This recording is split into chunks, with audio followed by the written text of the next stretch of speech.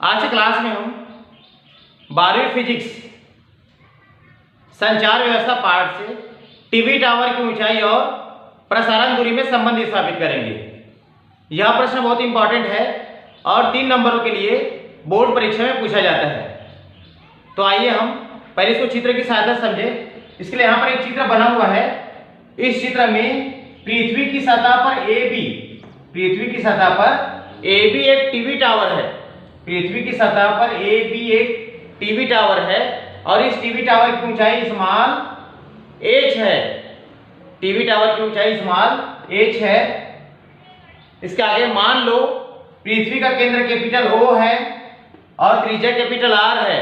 पृथ्वी का केंद्र capital O और त्रिज्या कैपिटल R है। टावर के उच्च सिरे कैपिटल A से पृथ्वी पर 2 स्पर्श रेखाएं AP और AQ खींचते हैं। AP व AQ खींचते हैं। तब स्पष्ट है कि उच्च सिरे A से प्रेषित सिग्नल पृथ्वी की सतह पर P और Q तक ही पहुंच पाएंगे। टावर के उच्च सिरे कैपिटल A से प्रेषित सिग्नल पृथ्वी की सतह पर P और Q तक ही पहुंच पाएंगे, इसके परे नहीं जा सकते। इसके आगे हम टीवी टावर की ऊंचाई और प्रसारण दूरी में संबंध स्थापित करेंगे। इसके लिए आप देख पा रहे हैं चित्र में OQ, OP और OB सभी के बराबर कैपिटल R है। OP equal to OQ equal to OB equal to capital R, इसको मान रहे हैं, मान लो। इसके आगे आप देख पा रहे हैं PB और QB, PB QB इसके बराबर हो गई स्मॉल d। इसके साथ साथ आप देख रहे हैं टीवी टावर की ऊंचाई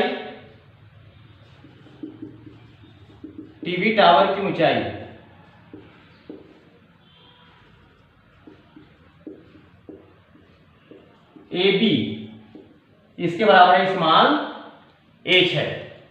इसके आगे हम निकालेंगे समकोण त्रिभुज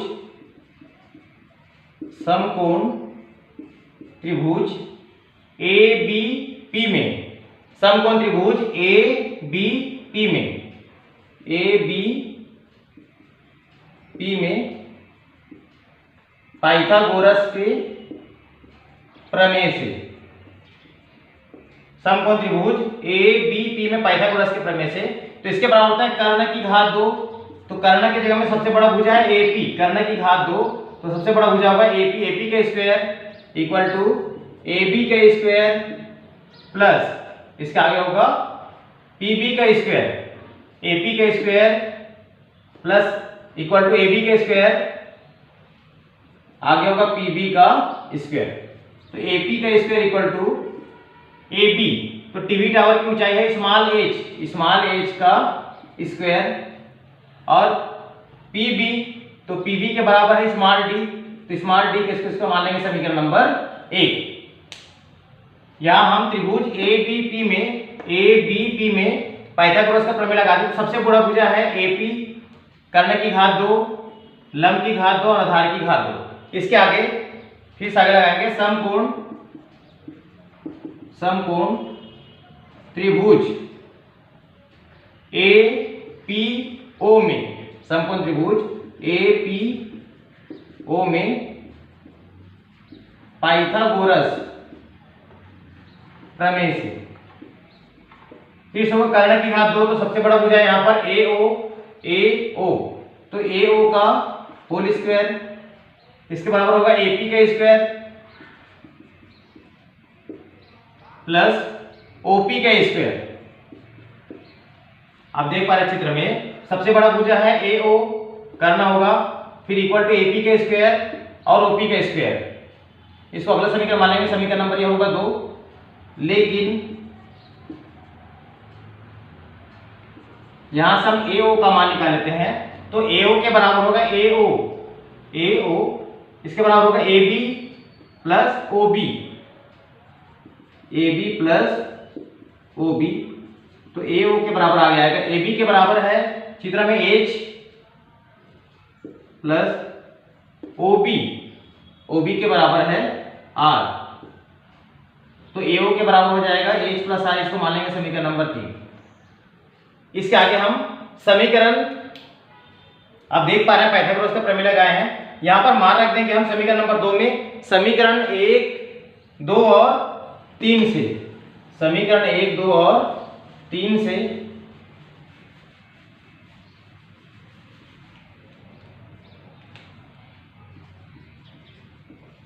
समीकरण 1, 2 व 3 से मान रखेंगे यहां पर ए ओ, तो ए ओ के बराबर है एच प्लस आर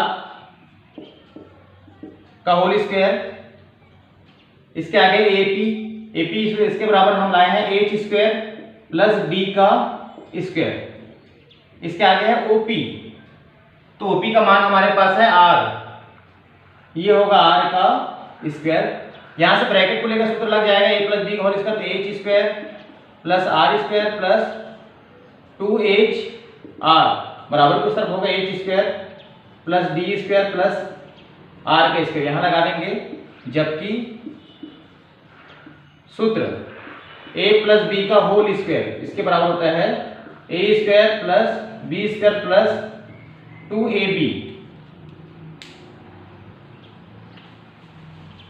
इसके आगे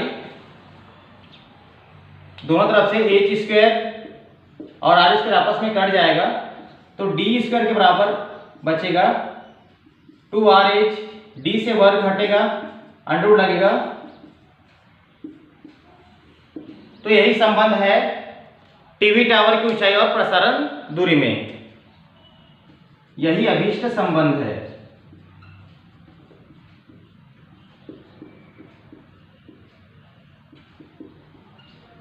इसको मान लेंगे समीकरण नंबर 4, नीचे लिखेंगे समीकरण 4 से